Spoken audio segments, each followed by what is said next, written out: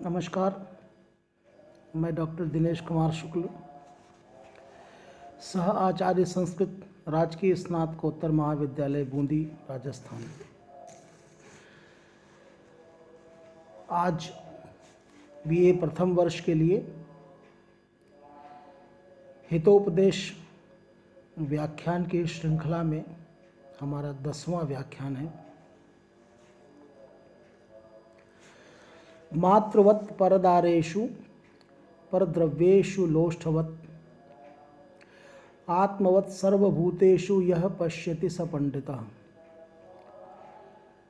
मातृवत् परदारेषु, जो व्यक्ति पराई स्त्री को माता के समान देखता है, अर्थात माता के समान पवित्र भाव से देखता है। परद्रव्येषु लोष्ठवत्, दूसरे के द्रव्य अर्थात धन को लोष्ठ अर्थात मिट्टी के समान अलोभ भाव से देखता है। जैसे आपको मिट्टी का कोई लोभ नहीं होता, ऐसे देखता है। तथा आत्मवत् सर्वभूतेषु यह पश्यति स पंडितः, तथा समस्त प्राणियों को आत्मवत् देखता है, अपने समान देखता है।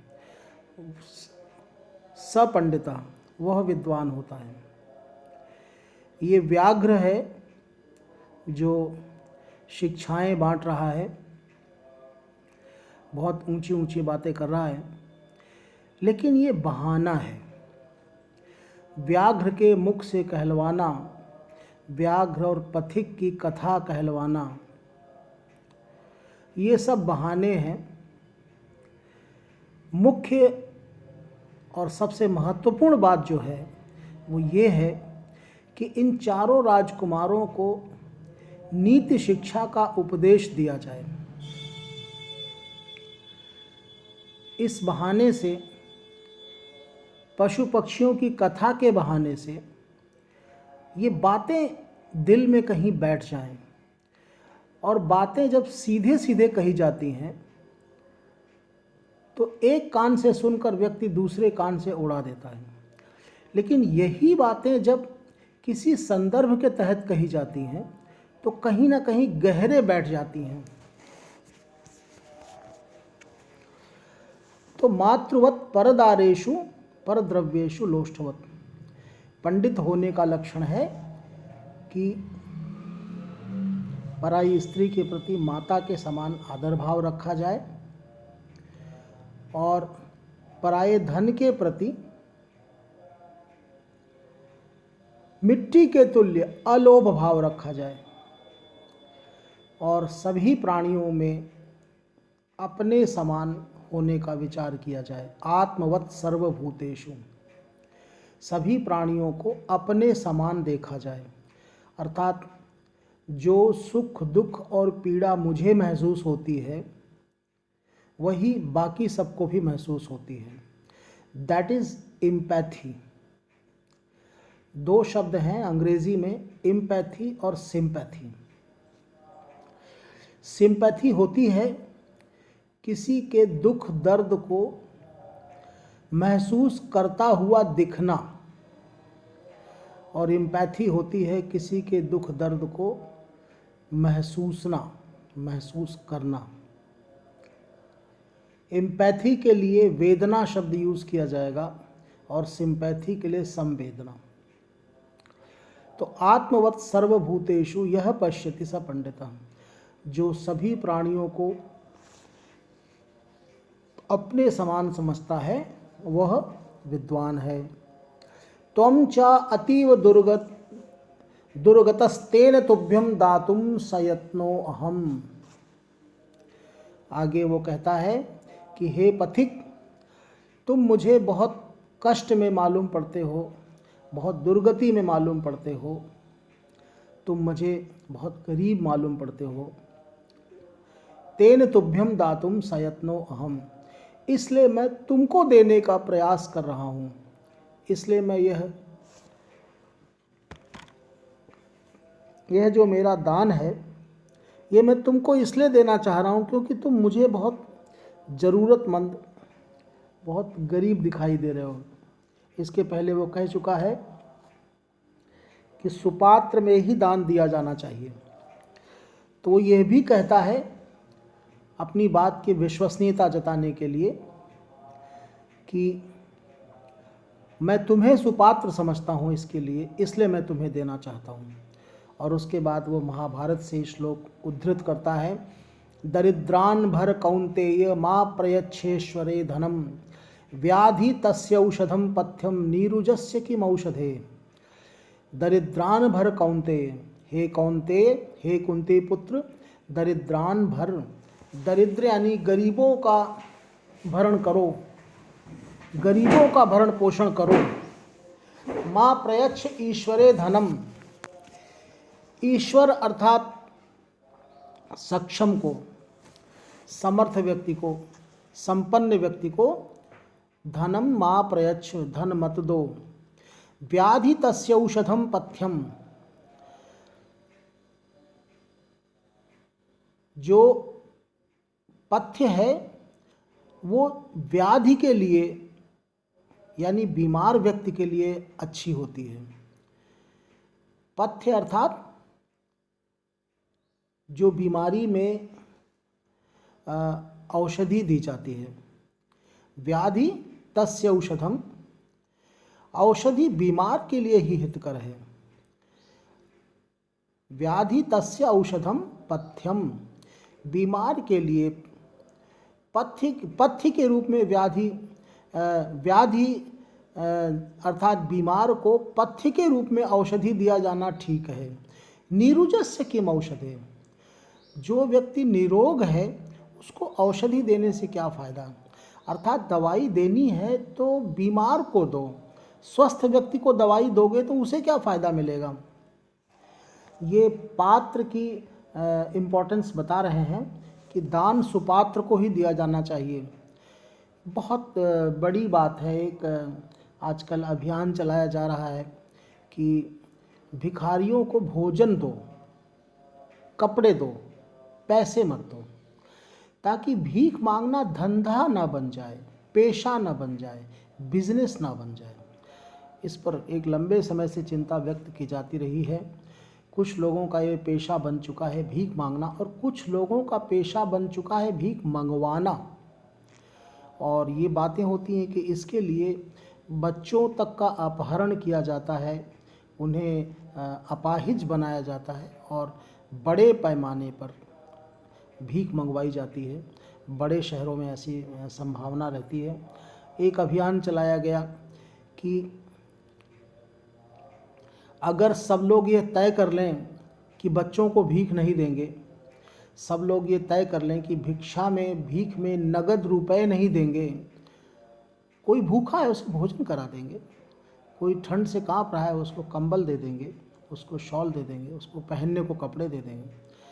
तो भिक्षा मांगना अगर भोजन के लिए है, आवश्यकता की पूर्ति के लिए है, और उस व्यक्ति के पास और कोई रास्ता नहीं है, तो ये तो लॉजिकल है, ये तो फिर भी समझ में आता है।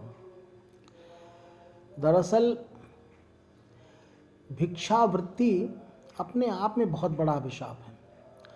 सक्षम व्यक्ति को तो भिक्षा कभी नहीं मांगनी चाहिए। और रहीम ने कहा है, मर जाऊं मांगू नहीं अपने तन के काज, परमार्थ के कारणे मोह न आवे लाज। मैं अपने शरीर के लिए कभी नहीं मांगूंगा, भले मैं मर ही जाऊं। तो व्यक्ति में एक स्वाभिमान होना चाहिए। लेकिन अगर कोई व्यक्ति, कहा गया है आरत काह न करई कुकर्मु, कोई व्यक्ति अगर आर्त है, व्याकुल है, तो वो बुरे कर्म भी कर लेगा। तो कोई भूखा अगर चोरी कर ले, कोई भूखा अगर भिक्षा मांग ले, तब तो ये बात फिर भी समझ में आती है। लेकिन कोई व्यक्ति अगर इसको पेशा बना ले, इसको बिजनेस बना ले, तो ऐसी बातों को हतोत्साहित किया जाना चाहिए। वैसे कोई भूखा हो तो चोरी करेगा या भिक्षा मांगेगा, ये बात भी हजम नहीं होती, क्योंकि संस्कार उसी समय काम देते हैं जब आप विपत्ति में हो। इसलिए आगे कहते हैं यच्च दातव्यम इति यद दानम दीयते अनुपकारिणे देशे काले च पात्रे च तद्दानम सात्विकम विदुः।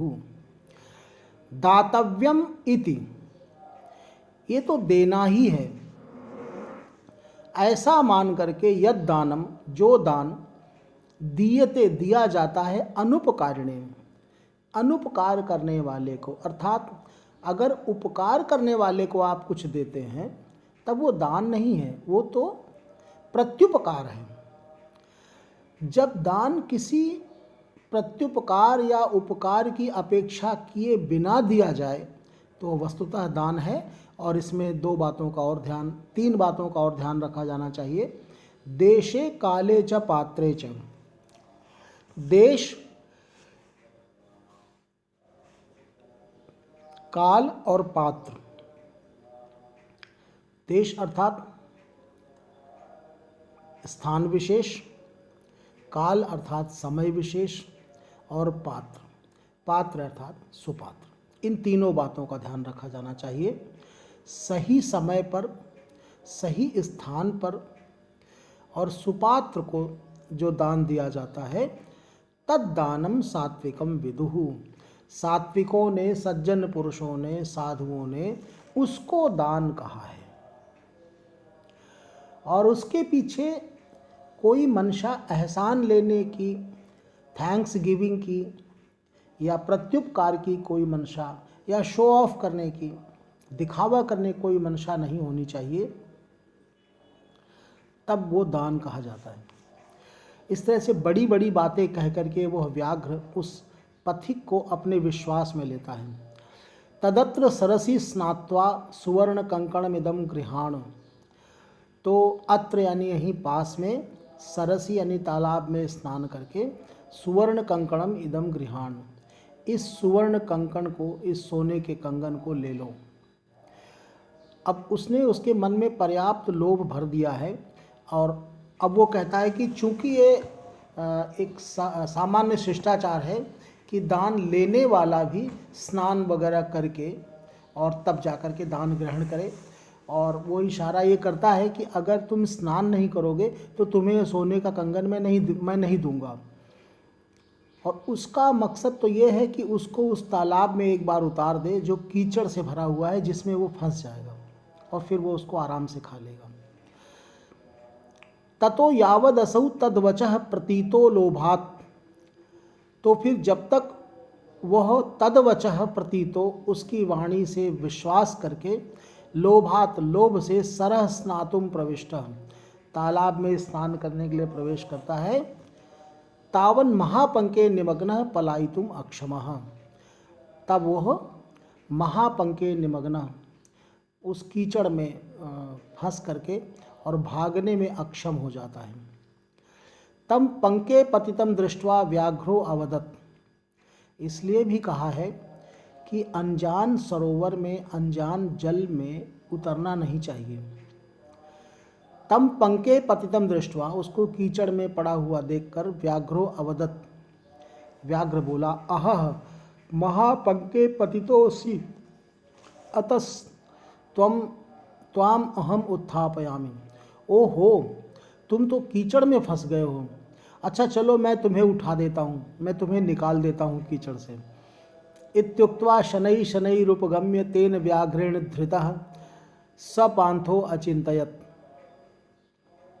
इस प्रकार से जब पास धीरे धीरे वह व्याघ्र, वह बाघ उसके पास आता गया, तब वह पथिक जो है विचार करने लगा। आप कीचड़ में फंस गए हो और बाघ आ रहा है आपको निकालने, तो ये ऐसा प्रत्युपकार अपने आप में बड़ा दुखदाई है, क्योंकि बाघ तो आपका हाथ पकड़ के निकालेगा नहीं, वो अपने मुख में आपकी मुंडी पकड़ेगा, आपकी खोपड़ी पकड़ेगा और तब निकालेगा, यानी मरना तय है।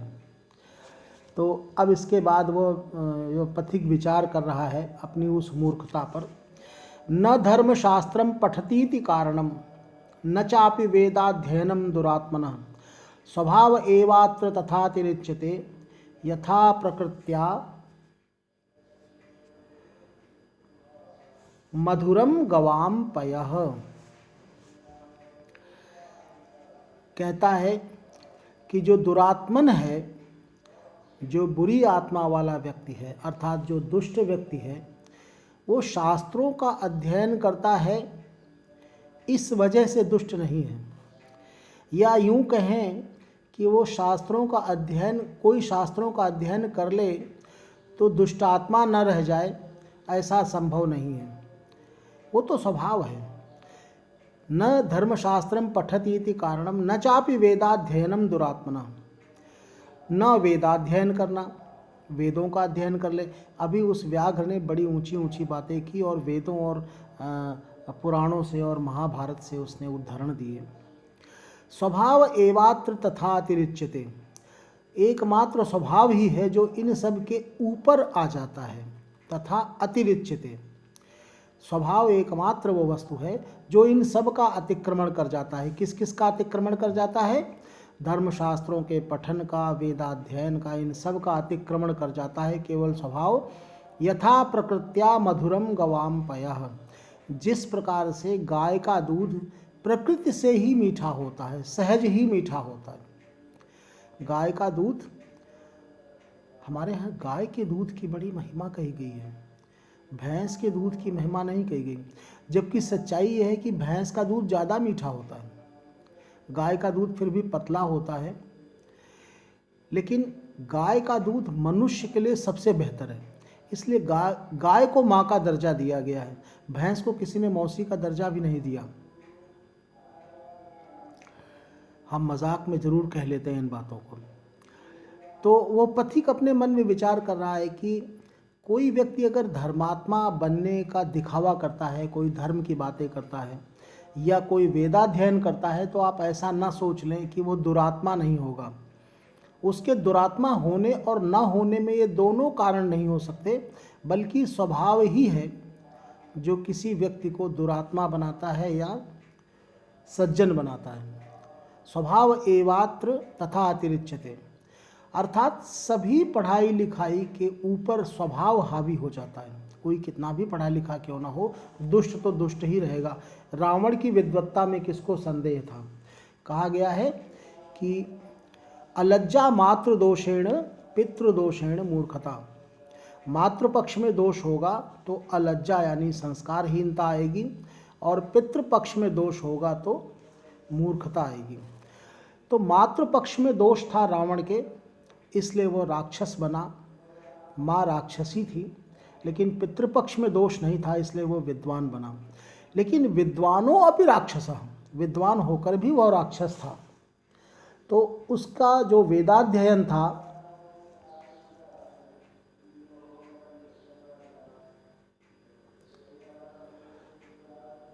उस वेदाध्ययन ने, उस धर्म इत्यादि के अध्ययन और पठन पाठन ने उसके दुरात्मा होने पर कोई प्रभाव नहीं डाला, वो दुरात्मा ही रहा। यानी शिक्षा संस्कार नहीं बदल सकती, ये बड़ी इंपॉर्टेंट बात है।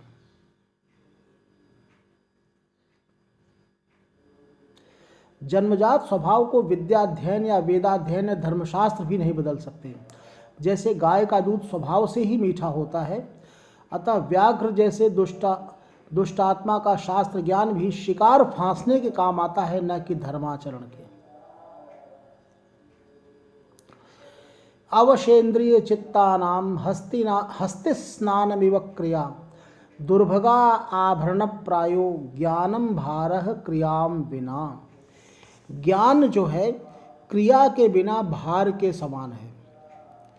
किसी वस्तु का ज्ञान हो जाए, किसी बात का ज्ञान हो जाए, लेकिन उसको आचरण में न उतारा जाए तो वो भार है। गधे की पीठ पर बहुत सारी किताबें लाद दी जाएं तो वो विद्वान थोड़ी ना हो जाएगा।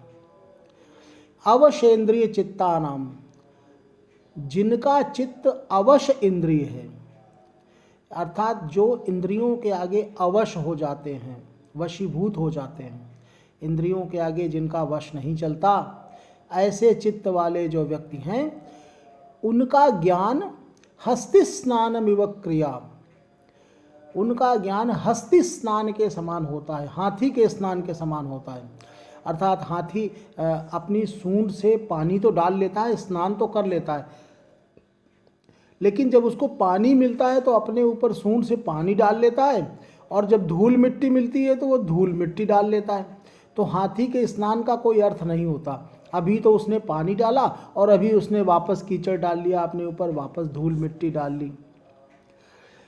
तो जो अवशेंद्रिय हैं, जो इंद्रियों के वश में हैं, जो इंद्रियों के वशीभूत हैं, जो इंद्रियों के सामने अवश यानी विवश हो जाते हैं, ऐसे चित्त वाले व्यक्तियों का ज्ञान जो है क्रिया के बिना भार के समान है। इनका ज्ञान हाथी के स्नान के समान है। और दूसरी बात क्या कही? दुर्भगा आभरण प्रायो, दो उपमा दी। जो दुर्भगा है, जो दुर्भाग्यशाली स्त्री है, उसके आभरण के समान है, आभूषण के समान है। अर्थात नानाभरण भूषिता अपि खलु वंध्या दुष्टा कुरूपा वा स्त्री न शोभते। अनेकों आभरण आभूषणों के धारण करने पर भी वंध्या स्त्री दुष्टा या कुरूपा सुशोभित नहीं होती, सुंदर नहीं लगती। आभूषणों का क्या उद्देश्य है कि कोई स्त्री आभूषणों को धारण करे तो सुंदर लगे, लेकिन जब कोई स्त्री कितने भी आभूषण धारण कर ले सुंदर नहीं लगती, सिर्फ इसलिए क्योंकि वह वंध्या है, बांझ है, या दुष्टा है, या कुरूपा है। तो उसके लिए आभूषण क्या है? भार स्वरूप ही है। नवा सा पत्युर्मनः प्रीणाति, वह पति के मन को भी प्रसन्न नहीं करती। एवं ज्ञानवान अपि तदुक्ताचार शून्यो नैव शोभते इत्याशय। इसी प्रकार से ज्ञानवान भी, ज्ञान वाला व्यक्ति भी अगर आचार शून्य है तो वो शोभा नहीं देता। तन्मया भद्रम न कृतम यदत्र मारात्मके विश्वासः कृतः तथा ह्युक्तम। तब वो विचार करता है कि मैंने ये अच्छा नहीं किया जो मैंने इस मारात्मक, इस हिंसात्मक जंतु पर विश्वास किया। क्योंकि है तो विद्वान, पथिक भी, उसने पढ़ तो सब रखा है, लेकिन आज उसकी स्थिति वही है कि उसने पढ़ तो सब रखा है लेकिन लोभ में वो बह गया, उसका अपनी इंद्रियों पर वश नहीं रहा। नदीनाम शस्त्रपाणीनाम नखीनाम श्रृंगिणस्तथा विश्वासो नैव कर्तव्य स्त्री राजकुलेषु। बच्चों, बहुत इम्पॉर्टेंट श्लोक है, इसको संभव हो तो याद कर लीजिए। ये सिर्फ परीक्षा में नहीं, जीवन में काम आएगा। ये जो कहे गए हैं इन पर विश्वास नहीं करना चाहिए। नदी नाम, नदियों पर विश्वास नहीं करना चाहिए। यहाँ उसने नदी पर, तालाब पर विश्वास कर लिया और उसमें उतर गया। शस्त्रपाणी नाम, जिसके हाथ में शस्त्र हो, यानी शस्त्रधारी पर कभी विश्वास नहीं करना चाहिए। कभी विश्वास नहीं करने का भाव है कि उससे अलर्ट रहना चाहिए, उससे सतर्क रहना चाहिए, क्योंकि जिसके हाथ में हथियार है पता नहीं उसकी नीयत क्या हो और वो कब हमला कर दे। सो बी अलर्ट फ्रॉम शस्त्रपाणी नाम। नखी नाम, नाखून वालों से। नाखून वाला व्यक्ति कुछ भी कर सकता है, नाखून वाला जंतु हो या व्यक्ति हो। आप जानते हैं शिवाजी ने बघनखा ही पहन रखा था, छुपा रखा था, जिससे उन्होंने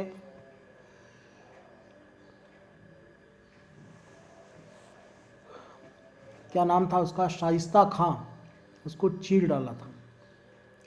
श्रृंगिणस तथा, सींग वालों पर, नख दंत वालों पर, सींग वालों पर, हाथ में हथियार लिए होने पर, और नदियों पर, और स्त्री राजकुलेषु च, और स्त्रियों पर और राजकुल पर।